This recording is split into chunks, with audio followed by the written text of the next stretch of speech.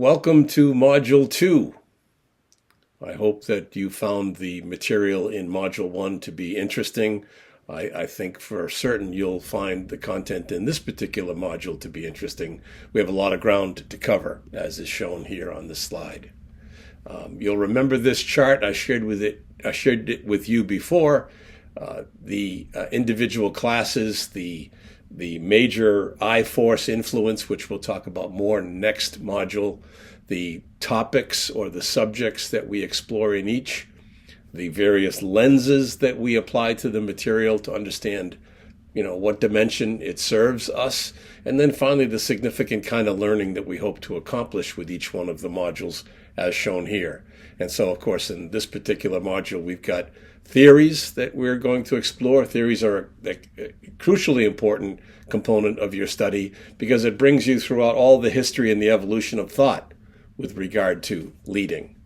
We also explore some ageless questions as to whether leaders are made versus born, and there are some theorists who think both, and also the distinction that we make between leaders and managers, which is a very important one for us to make. Not quite as many theories of leadership as there are definitions of leadership, but still there's a lot.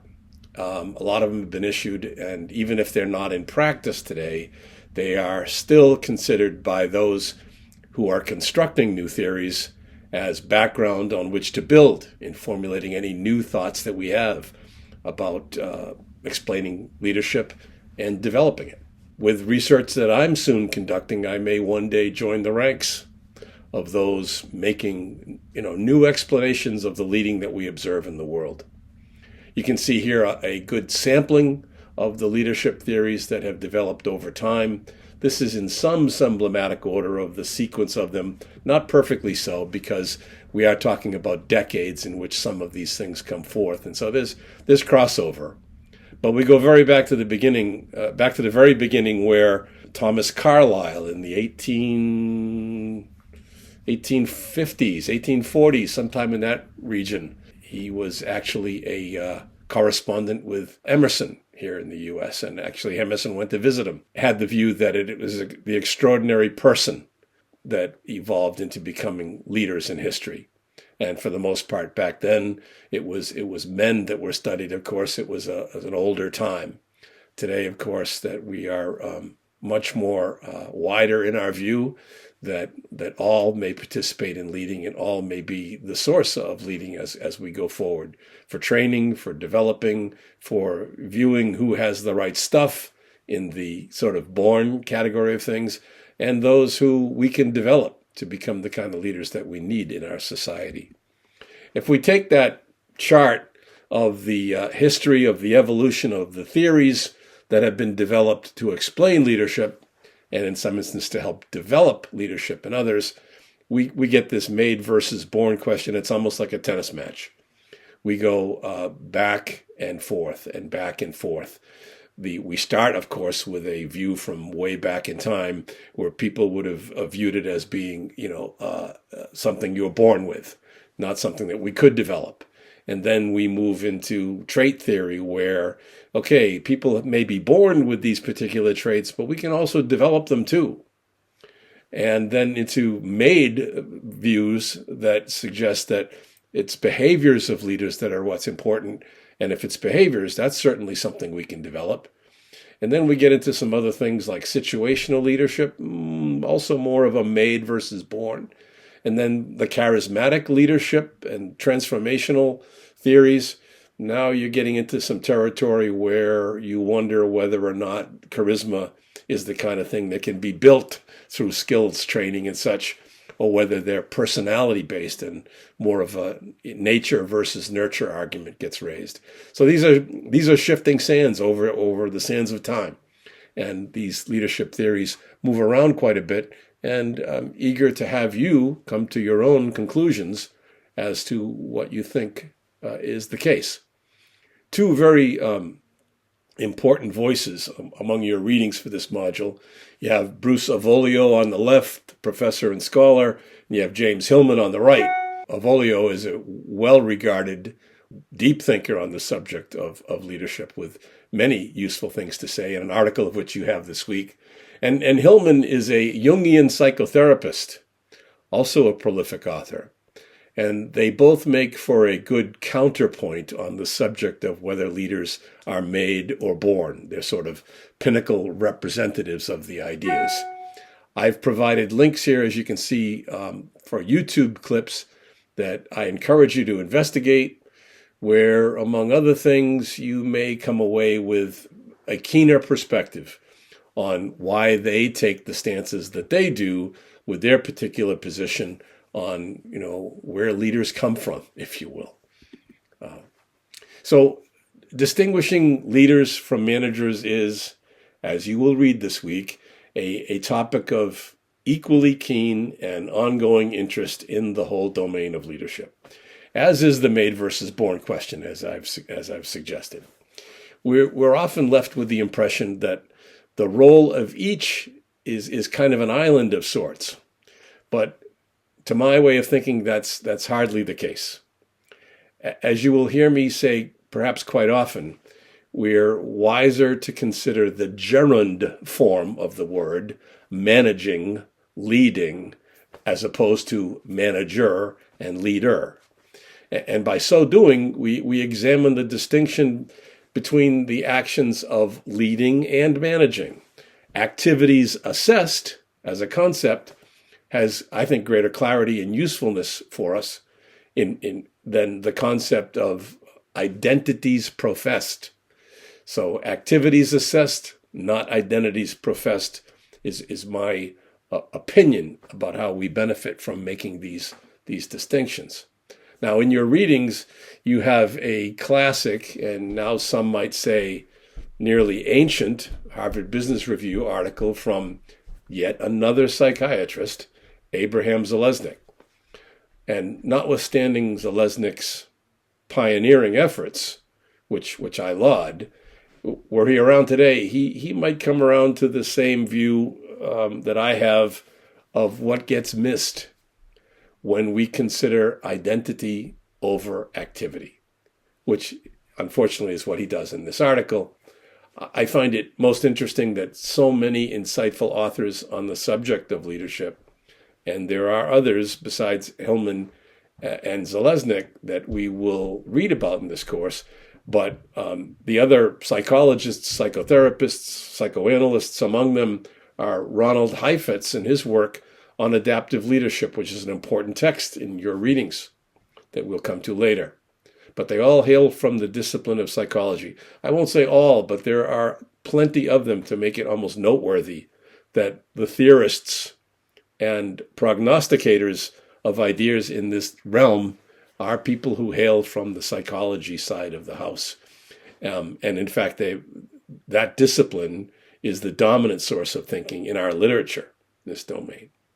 Now, I coach people in leadership roles, but I want to assure you I won't be psychoanalyzing your online entries.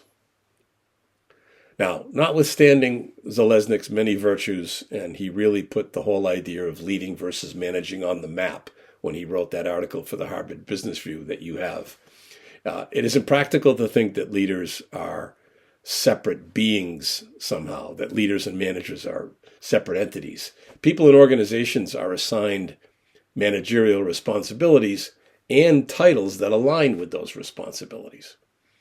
Even people who are given titles like team leader are expected to manage and are given job descriptions that attest to that. If a person genuinely takes on the mantle of leadership to offer others a choice to commit to their proposition for a desired future outcome, the essence of leading, they must then manage the work of people to attain that outcome. So we may then, therefore, declare that leaders must manage. If a manager goes beyond the boundaries of their assigned tasks and envisions a future that draws people to commit their energies and spirits to rendering that future, we may say in that case that managers may lead. So summing up, and a phrase that you'll probably hear me say again, managers may lead, but leaders must manage. Now, we often hear about senior managers operating in, quote, leadership positions, unquote.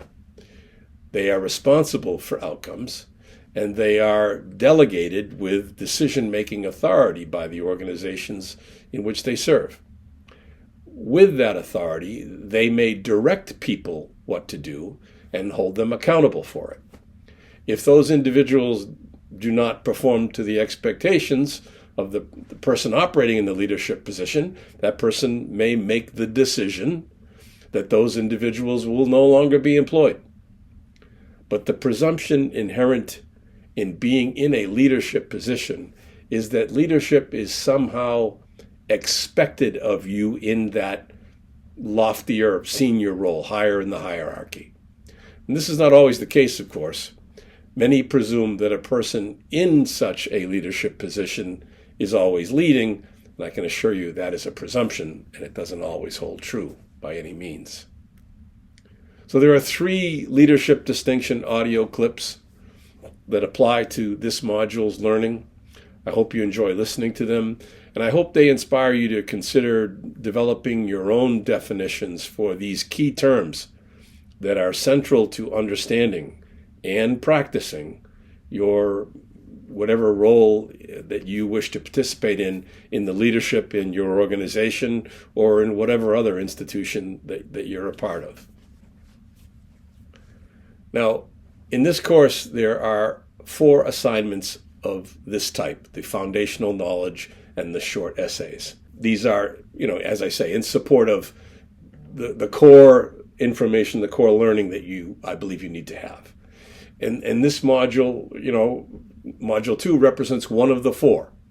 So you can earn a maximum of 6 points, as is indicated here.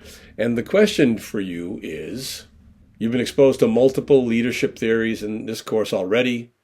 Which of these have you experienced or, witnessed in your working life? Describe the situation in which you found these to be the case. Which of them might worked or worked better?